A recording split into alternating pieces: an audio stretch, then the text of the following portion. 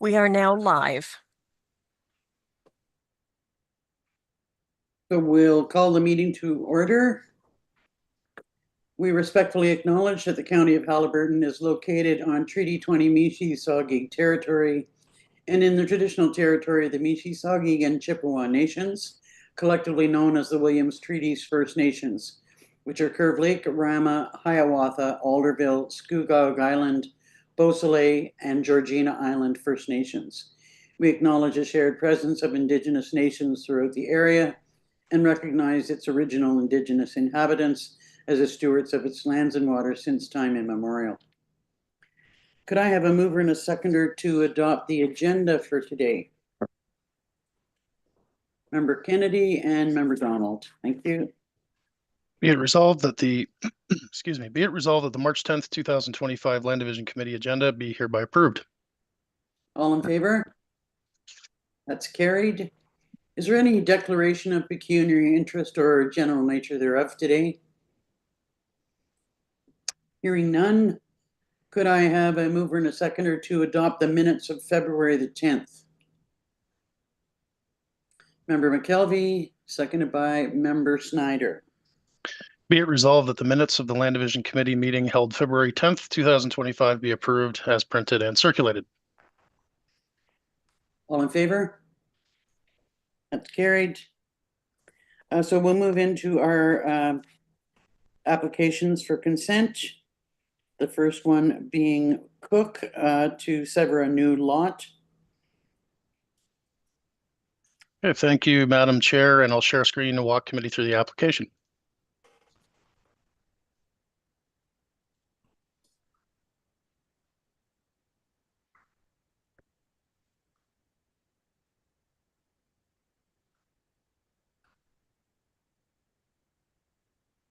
Okay, and I trust everybody can see the screen.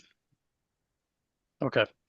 Application H05124 is for the lands at 1473 Bat Lake Road, which is in the township of Minden Hills. And the proposal is to sever one new rural residential lot on the west side of the property. Property is designated rural lands in the county official plan and zoned rural zone in the Minden Hills zoning bylaw. So just for context, the red star is where the property is located. It's about 8 kilometers east of Minden Village, and it's just on the north side of Bat Lake Road. So just zooming in a little bit, I've got an air photo with the subject lands. It's treed and with wetlands in the north end, but most of the south part of the property is open meadow. And this property has a lot area of 41.5 hectares or 102 acres, and it's got 1,368 feet of frontage on Bat Lake Road. So just looking at the severed lot, the property would have 425 feet of frontage on Bat Lake Road and would have 25.5 acres of lot area. And the retained lot would contain the existing house and building cluster, and it would have 944 feet of frontage on Bat Lake Road and 77.3 acres of lot area.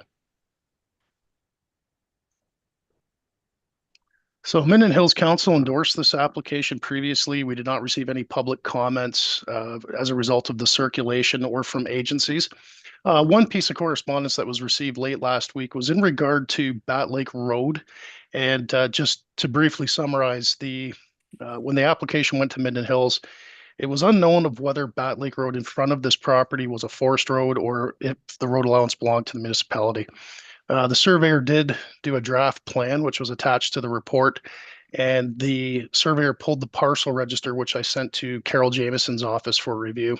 And Carol's office wrote back last week saying that the pin in front of this property is owned by Minden Hills Township. So there were some conditions in the report talking about conveying lands for the road. Those conditions, they are municipal conditions, and I did speak with Amanda about this new information, and so she is aware of it. So when it goes to Minden Hills for clearance of conditions, those road conveyance requirements will be waived. So staff also note that an EIS was prepared in support of this application, and there was a building envelope addressed 1 hectare in size in the bottom left-hand corner of the property, which is basically open meadow. I did a site visit. The tree cover it basically takes advantage of the tree line on the west side and then the road allowance on the front. So it's basically an open lot in that area. And I believe the ecologist, the author of the report, is also in attendance if there's questions. But just in summary, planning department have no objection to the application subject to the conditions, and we recommend approval of the application. Thank you. Thank you. Are there any questions of Adam from the committee members? Member Kennedy? Thank you, Chair. I just find some of the conditions here pretty onerous on a piece of property that's 25 acres. It says in the one recommendation that land uses include development of a single detached dwelling. Does that exclude then having a separate garage or outbuilding on that property, or a second dwelling? We've allowed in our official plans now 2 residences on a property, and this certainly seems to fit that bill. Yep, through you, Madam Chair, to the committee. So the permitted uses that are listed in the Minden Hills zoning bylaw will be permitted on this property. And I think there's one of the conditions is to rezone regarding that unoccupied barn on the retained lot. However, this property does meet the MDS requirements, so there won't need to be any rezoning in regard to that barn done on the retained property. I'm just looking at the zoning condition.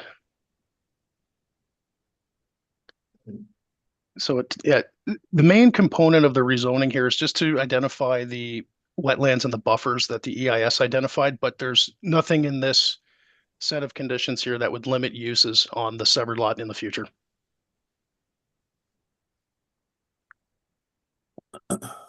Any other questions? Go ahead, Member Kennedy. Yeah, speaking of onerous conditions, I note that all the conditions here about removing trees and not doing any vegetation disturbance or removal is based on the bobolink and eastern meadowlark. That there is no record of them being on the property or the 1 kilometer squares adjacent to the property, and yet we're going to avoid any initial development related disturbance between May and August. So you can't cut no vegetation disturbance.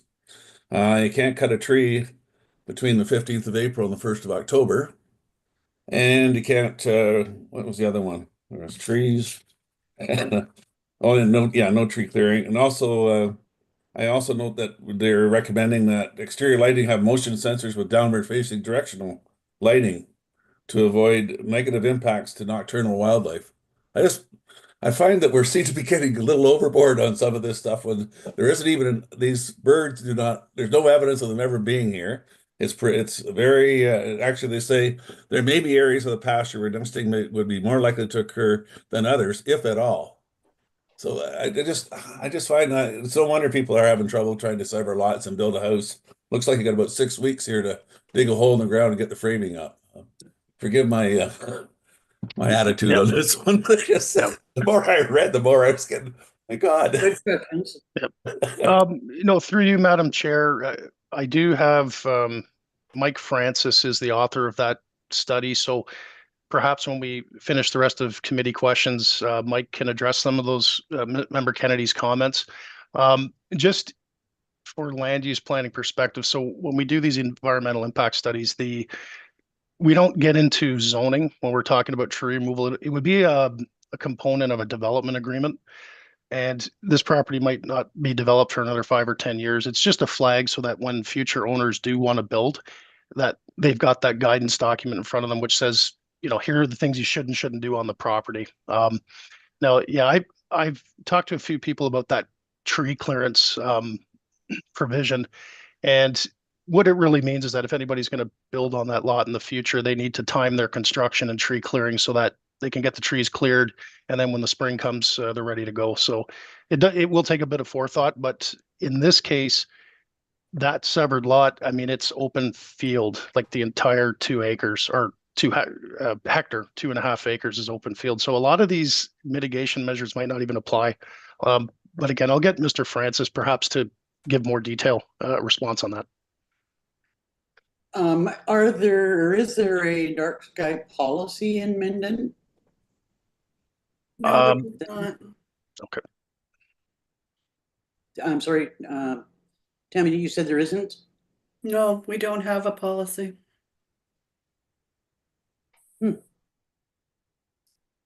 So it's interesting that they would make that specific requirement as well. Go ahead, Member Kennedy. Yeah, the only reason I brought that up, Adam, was that it's actually a condition that a severance agreement take into effect the recommendations of the environmental company. That was the only reason I brought it up. It has nothing to do with, as you say, with the zoning.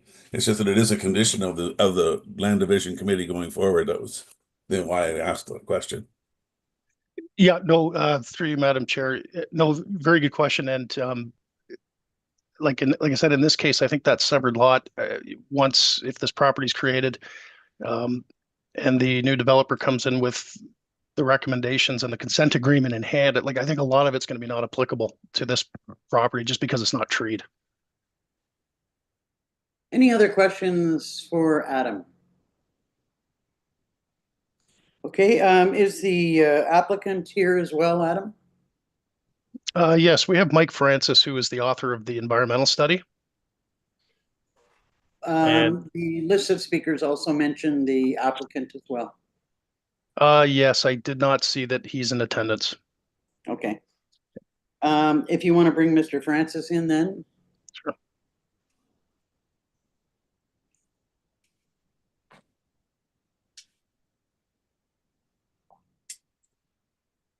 Good afternoon. Am I on deck here? We can hear you. We cannot see you. I'll just put my video on for a second just to say hello, and then I'll turn it off for the sake of bandwidth. Mike Francis, owner of Astor Environmental Services and author of this particular report. To the questions posed with respect to tree clearing, these are highly precautionary recommendations, and they don't pertain necessarily to policy of the town or the county. It's all related to Endangered Species Act compliance. In most cases, where there are no trees, the point is moot. We just make the recommendation to ensure that our clients are on the right side of the Endangered Species Act regulations. It's in their best interest and ours if we want to conclude a report by saying that they're in compliance, or we believe they're in compliance. The same principle applies to the recommendations pertaining to bobolink and eastern meadowlark. I agree, and I spoke to Mr. Cook, the applicant, in some length with respect to the background records contact for bobolink and eastern meadowlark. They're not common in the area, but they do occur in the area. There are records in and around Minden. I flagged it just because it is the type of habitat these species prefer. And I was not able to be on site given the timing of project initiation and the overall project timeline that the applicant was seeking. We weren't able to see that property during the time of year when these species would be present. So we make these, again, highly precautionary, conservative recommendations to ensure that there's no potential on the back end for our clients to be liable, as the Endangered Species Act is, as you may all be aware, very much proponent led. So when we do these reports, we're straddling a fine line between we're satisfying the planning requirements of the approval authorities, but we're also trying to guide our clients down the right path when it comes to environmental related regulations like the Endangered Species Act and the Fisheries Act. So that's the origin of those recommendations. I will say that there's we recommended a clause that, if a future developer of the created lot wishes to develop beyond the boundaries or outside of the recommendations, that it just may require a follow-up survey at the appropriate time and demonstrating that those species are absent, as I suspect they likely are, given, again, the background records context and their ranges. And that they're not common in the area. However, I just can't say that conclusively without seeing it in the appropriate season. So the recommendations are just to, it's a conservative mitigation measure to make sure the client is safe in terms of primarily for Endangered Species Act compliance. Is that helpful? Other questions or comments for Mr. Francis? Seeing none, thank you for that clarification. Any comments, further comments? Nothing more. Hearing none, Could I have a mover and a seconder to receive the staff report and grant provisional approval for the consent application? Member Donald, seconded by Member McKelvey.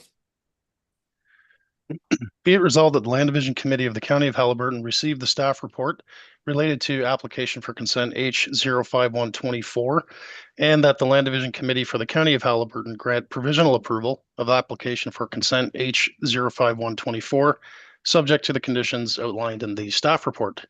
Member Kennedy, Yes. Member McKelvey, Yes. Member Snyder, Yes. Member Donald, Yes. and Chair Danielson. Yes. That's carried. The next application is for a lease of additional lands in Harcourt Park, Dysart et al. Thank you, Madam Chair, and I'll share screen.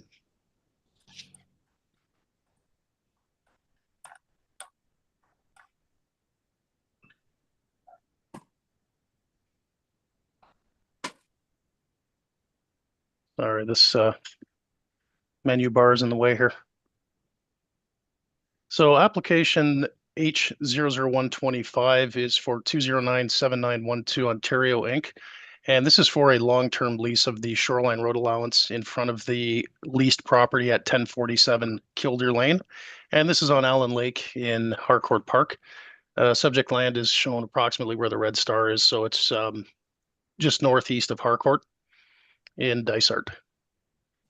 Property's designated rural lands in the county OP, and it's got a WR4L-1 zone. And just looking at an air photo, the property is highlighted in red here.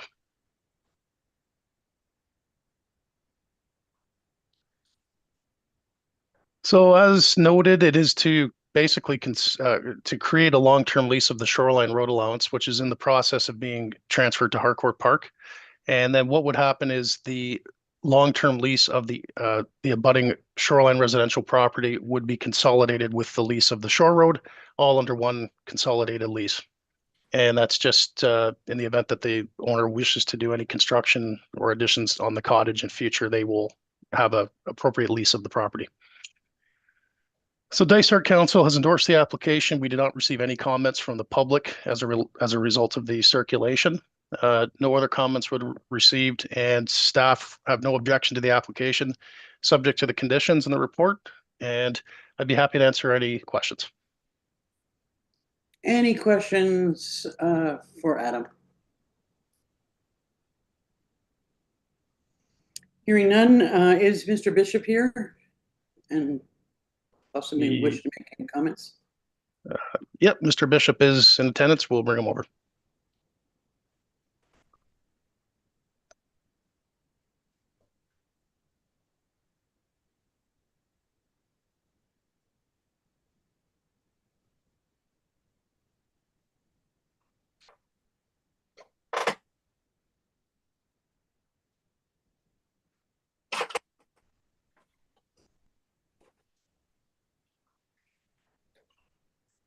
Good afternoon, Mr. Bishop. Good afternoon. Any additional comments that you'd like to make about the application? Not at all. You've got two in a row here because this I'm the applicant on the next one as well. It seems straightforward, but Harcourt Park is always a little bit more complicated than most. While I was away on holidays, I did get the deed, by the way, to the to Harcourt Park for the road allowance closing. I can pass on Adam if he doesn't have it already. So we've already started to meet conditions, and the conditions are standard, and our client and I are fine with the conditions that are imposed. Any questions for Mr. Bishop? Could I then have a mover and a seconder to receive the staff report on this application and grant provisional approval? Moved by Member Kennedy, seconded by Member Snyder. Be it resolved that the Land Division Committee of the County of Haliburton received the staff report related to application for consent H00125, and that the Land Division Committee of the County of Haliburton grant provisional approval of application for consent H00125, subject to the conditions outlined in the staff report. Member Kennedy? Yes. Member McKelvey? Yes. Member Snyder? Yes. Member Donald, Yes. and Chair Danielson. Yes. That's carried. So the next is a similar application for a long-term lease of additional lands in Harcourt Park. Okay, thank you, Madam Chair. And I'll share screen.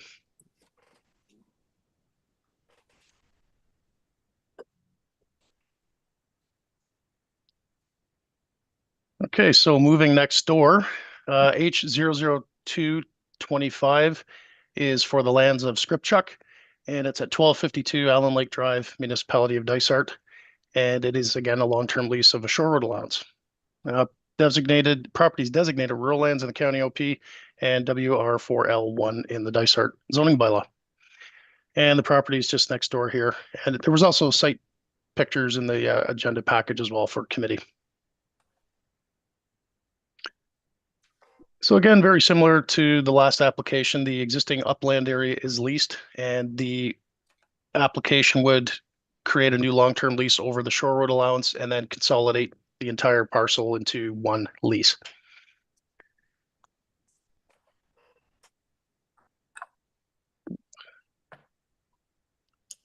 All right, just having some, oh, okay. A little bit of lag here. So Dysart Council has endorsed the application. There were no public comments received as a result of the circulation. There were no other comments from agencies. And staff recommend approval subject to conditions in the report. And I'd be happy to answer any questions. Thank you. To the committee, any questions for either Adam or Greg? Hearing none, could I then have a mover and a seconder to receive the staff report and grant provisional approval for the application? Member McKelvey and Member Donald. Be it resolved that the Land Division Committee of the County of Haliburton received the staff report related to application for consent H00225, and that the Land Division Committee of the County of Haliburton grant provisional approval of application for consent H00225, subject to the conditions outlined in the staff report. Member Kennedy? Yes. Member McKelvey? Yes. Member Snyder? Yes. Member Donald? Yes. And Chair Danielson. Yes. That's carried. Thank you, Mr. Bishop. Thank you all. So the final application is Camp Adelaide, three additions, three shoreline additions or shoreline additions for 3 residential lots. Thank you, Madam Chair, and I'll share screen.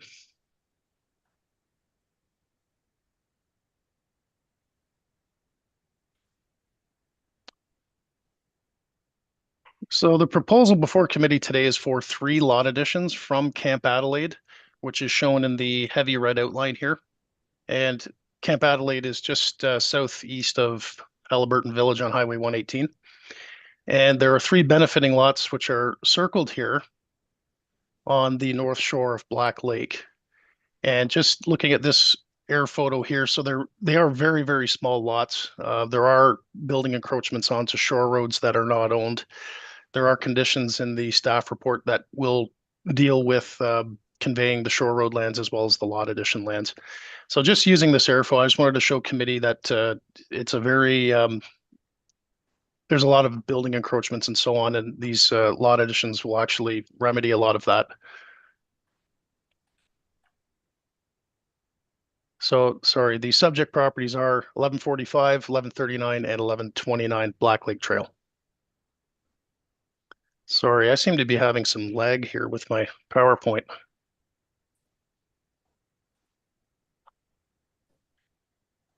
Okay, so I'm going to start with the first application 003. So the lands to be added to 1145 are highlighted in blue. And this is an area of approximately half an acre, just over half an acre. And then the shore road allowance to the south is just under a half an acre. And that would be added to 1145. And the Camp Adelaide lands are in the back here. The second application is for 1139 Black Lake Road, Black Lake Trail. And it'll be this red outline here, approximately 3 acres of land going to this property. And finally, 1129 Black Lake Trail will have 1.5 acres added, which is the green square, and then half an acre of shore road allowance down here in the black outline. So as a result of these lot additions and shore road conveyances, the properties will look like this. So 1145 will be enhanced to just under 1.2 acres. 1139 will be 3.5 acres, just over 3.5 acres. And 1129 Black Lake Trail will be just a little over 2 acres.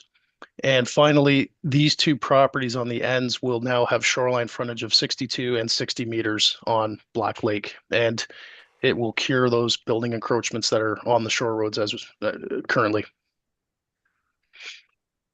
So Dysart Council has endorsed the application. We didn't receive any comments from the public from the circulation and no agency comments. Staff recommend approval of the applications subject to the conditions in the staff report, and I'd be happy to answer any questions. Any questions for Adam? First, Member Snyder, then Member Donald. Thank you. Adam, is there a reason that 1139 is a dogleg shaped lot? Through you, Madam Chair, that's a good question. When I spoke to the applicants about this, I didn't ask that particular question as to why the lots are shaped like that.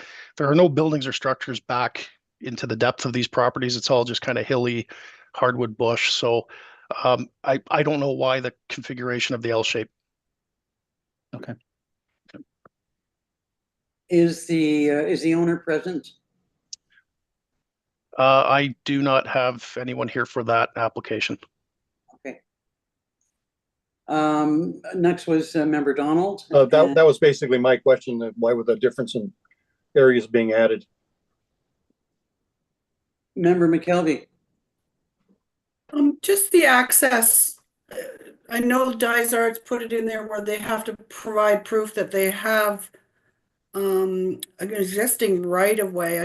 Have you heard anything more on that, Adam?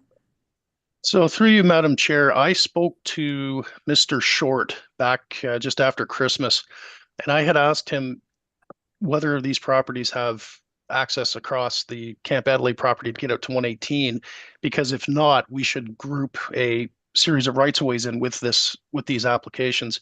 And the answer I received was that they do have legal access. So we've just put a condition in there that they provide that in writing from a lawyer's office.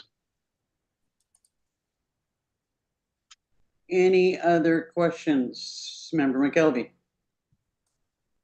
So if they don't have that, we're creating these severances without access. I'm just wondering if that shouldn't have been something they had to provide in advance so that they're not going to come back later for right-of-way applications. Yeah, through you, I had the exact same thought, and that's why I addressed it with them. The surveys that were provided were with some of the applications they were very, very old.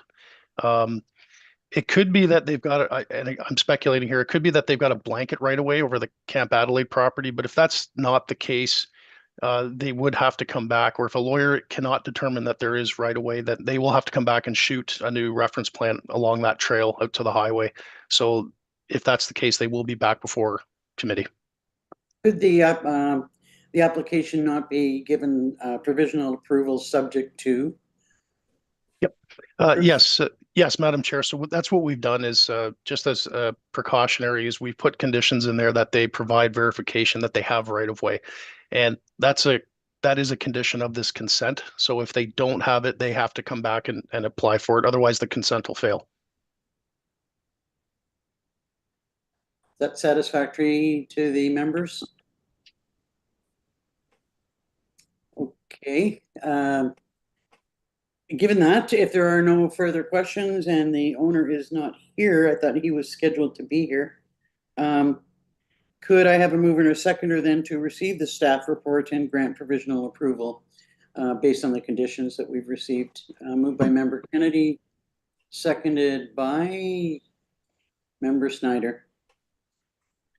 Be it resolved that the Land Division Committee of the County of Haliburton receive the staff report related to applications for consent H003, 004, and 005-25, and that the Land Division Committee of the County of Haliburton grant provisional approval of application for consent H00325, subject to conditions in the staff report, and that the Land Division Committee of the County of Haliburton grant provisional approval of application for consent H00425, subject to the conditions outlined in the staff report. And last, that the Land Division Committee of the County of Haliburton grant provisional approval of application for consent H00525, subject to the conditions outlined in the staff report. Member Kennedy, Yes. Member McKelvey, Yes, Member Snyder, Yes. Member Donald, Yes. and Chair Danielson. Yes. That's carried. That is the extent of the business that we have for today. Is there any other business that you wish to raise, Adam? Through you, Madam Chair, no, none at this time.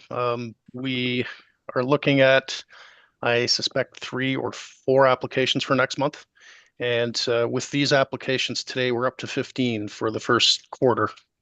So we are looking at potentially another busy year. Well, that's good. Good to see development going on. Yep. I see that the next meeting is scheduled for April the 14th. Does that work for everyone? I may have a conflict, but I'll let you know. I'll confirm that with you, Adam. Okay, perfect.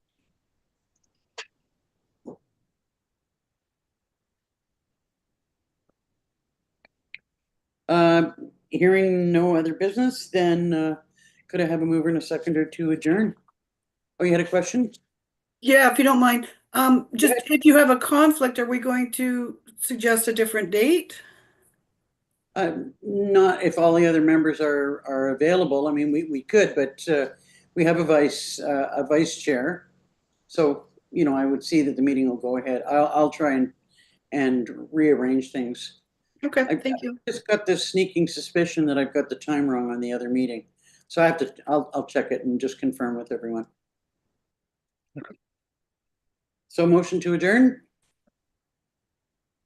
Members Donald and McKelvey. Be it resolved that the March 10th, 2025 Land Division Committee meeting be hereby adjourned. All in favor?